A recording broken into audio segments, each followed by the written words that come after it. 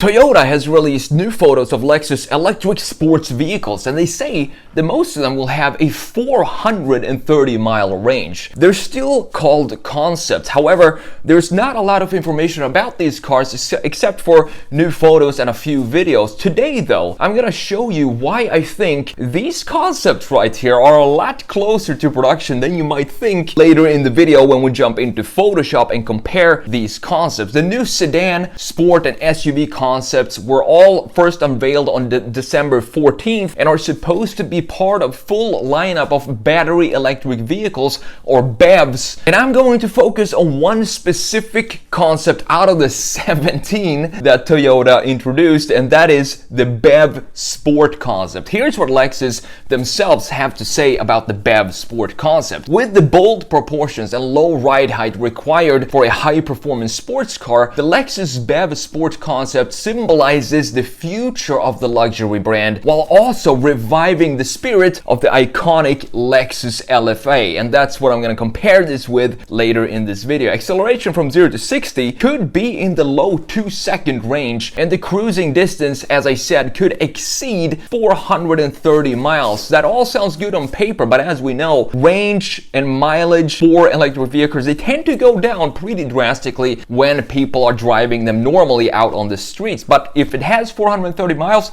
that will be absolutely fantastic. And this is thanks to the possible use of solid state batteries. So now let's have a look in Photoshop here, and let's have a look at some of these Lexus concepts that they call concepts, but I think are a lot closer to production than they actually say. So these are 4 categories of the BEV concept that Lexus introduced. We have the SUV, the big boy, and then we have the sedan, and then we have the crossover, and last but definitely not least, we have the sport, which they say, Lexus themselves say, is a revival of the LFA. I'm going to compare the two and see if we can find some design cues in the sport that is resembled in the LFA as well. So I want to talk about this and why I think these are a lot closer to production than you might think. And if you hear any rattling in the background, that's my cat Eugene playing around with a little toy. So I'm sorry if you hear any of that noise. And by the way, if you want to learn how to sketch, my course Analog Designer Pro Pack is on sale, 92% off up until the last of the month of this month. So if you want to go and grab that for 92% off, just head to thesketchmonkey.com and check that out if that's something you're interested in. So let's have a look at the SUV here to begin with. We have this big SUV with very horizontal and very angular lines. And what I like about this,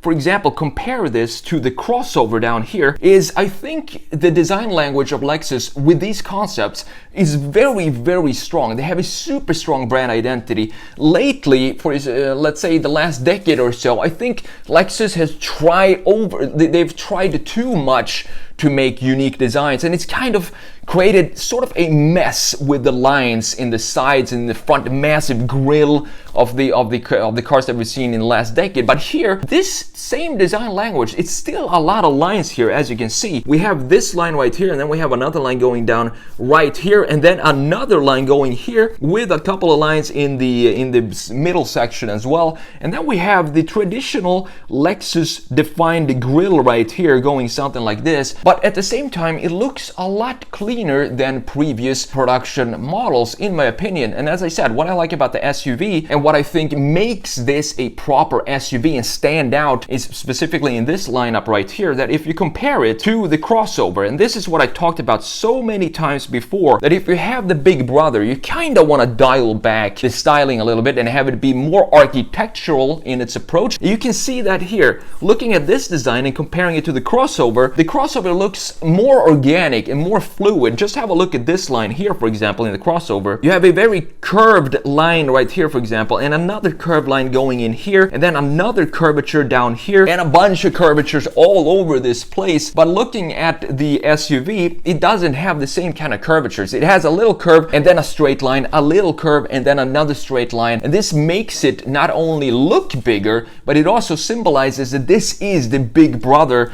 between these two right here, for example. And then of course we have this really cool looking sedan. This could potentially be a electrification of the Lexus IS.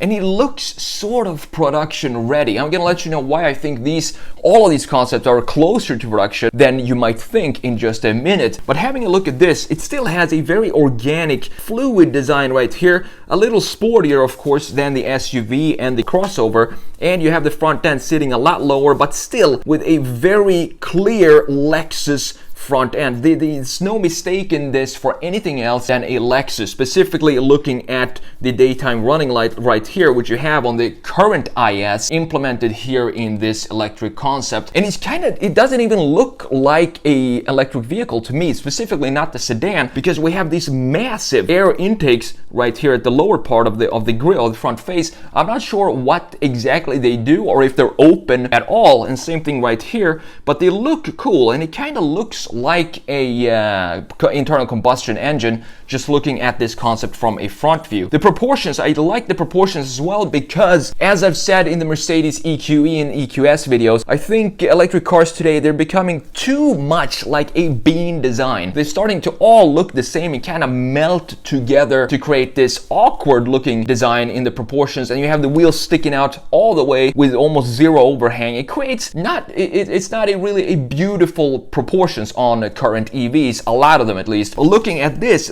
looks, as I said, like an internal combustion engine.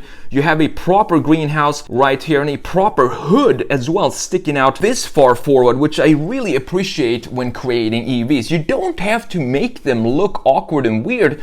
Instead of having occupant space by doing like the EQE does, with stretching the A-pillar all the way to this point right here, we can still have this traditional shape of a sedan, but utilize this space in a different way. We can have, instead of having more occupant space by moving the A-pillar forward, we can have more luggage space in the front end, for example, while still retaining the traditional beautiful proportions of a internal combustion sedan. But now let's have a look at the sport concept. This is the one I'm interested in most of all of these concepts. I think this looks super slick and very nice design by Lexus. It's super organic, and it still brings in a lot of that LFA feel into this design, specifically in the C pillar, or maybe it's the B pillar here, which I'm going to show you when we compare it right now to the LFA. So here we have, of course, the legendary, iconic LFA right here up top, and then we have the new sport concept down here. And as I said, Lexus themselves say that this is a revival of the LFA. So let's have a look here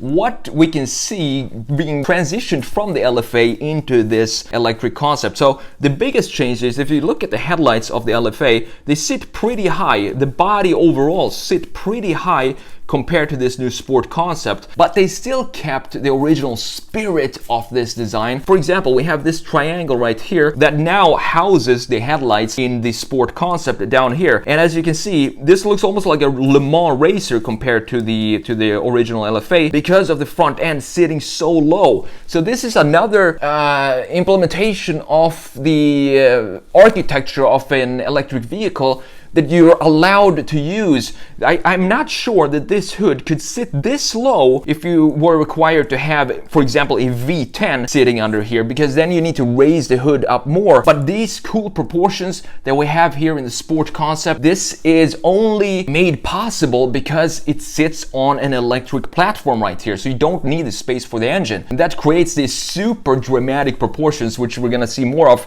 specifically looking at this from a side view. And then we have the same kind of air intake right here. We have this air intake down here in the LFA, and also this little piece right here, which I'm going to show you in more detail when we look at the side and rear view. I love that little detail on the LFA. It sets it apart. It's a little bit annoying when you look at it from a side view, the LFA, that little detail, but annoying things in a design, it's more interesting than having everything be extremely perfect and there's no weird things in the design. If you want to have a weird design, the LFA is a fantastic example of that, because you also have this air intake, which looks like a quality problem because the gap looks too big, but it's actually a functional air intake in the front end. So now, before we jump into to the side view, I want to show you the rear view, and this is where things get really interesting, and this is where I think Lexus did a fantastic job turning this design into a modern interpretation and electrified version down here. You can clearly see the resemblance here by just looking at the positioning of the graphic features. For example, the taillight up here, and then you have the taillight up here as well, but it sits a lot lower right now on the Sport Concept. Here you have almost a straight horizontal shoulder line like this. This is a lot more exotic, a lot more organic than the original LFA, but you still have the same kind of graphic features here. We have this air outlet right here, massive air outlet, which also sits in the exact same spot on the Sport Concept. You have the diffuser down here as well with this 3 exhaust, which makes one of the most wonderful engine sounds in the world, the LFA. Of course, I'm sure you've heard that before. And that diffuser, it's also a modern interpretation down here, a lot bigger, which looks really cool, and it makes it look even lower because we don't have a lot of body colored panels sticking up to or going down too low here. And this creates more of this Le Mans style racer of the Lexus Sport Concept, which I absolutely love. And then you have this thing down here. You have a similar approach to this air intake, I guess this is, with this design, which also reminds me a lot of the current IS, which has a clear line that goes up like this and then into the rear end. It's still in the same family of styling, and that's all that matters when it comes to brand identity. Now, last but not least, let's have a look at the most important view, the side view, and this is really cool as well. If I were to pick one view of these two cars, it would be the side view of both of these. So I want to compare these two and see what we can find that was transitioned into the Sport Concept. The biggest change happens right here. If you look at the Sport Concept and you look at the LFA has a clearly defined greenhouse like this.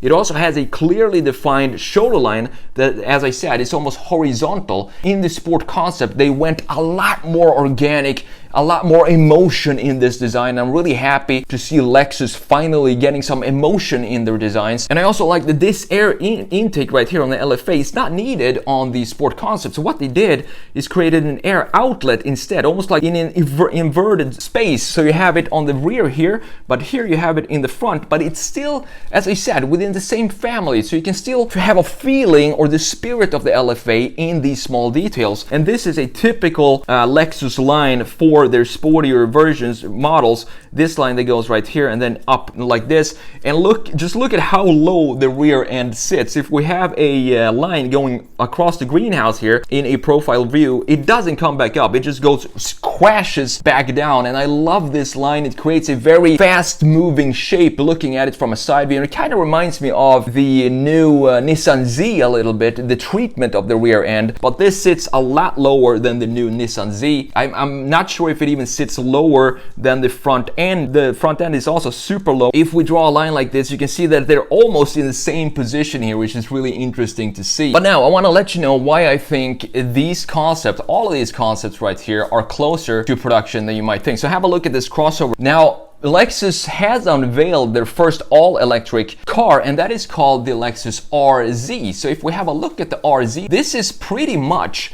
exactly the same shape as the crossover concept right here. If you're looking at the graphics in the front end, these lines right here, the rear end and the lines in the bodywork, you have the same lines right here in this concept, and that's why I think this is actually Lexus' first concept to production vehicle, and I think the rest of these concepts are in line to go into production as well, just like we have on this crossover concept with the Lexus RZ down there. Overall, I'm really excited for Lexus when they dropped these concepts, and also for Toyota. They together dropped 17 all-electric concepts, which they hint are all going to be in production in some form. So it's a very exciting time for Toyota and Lexus, and I think the designers are having a lot of fun here in their design studios designing these cars. The 450 plus mile range is can be questioned, obviously. That's something that people are gonna have to test in the real world, but just thinking about the design, it feels like Lexus has taken their mess from the past decade and refined it and having a lot of fun and benefits by using that kind of design language on these new electric platforms.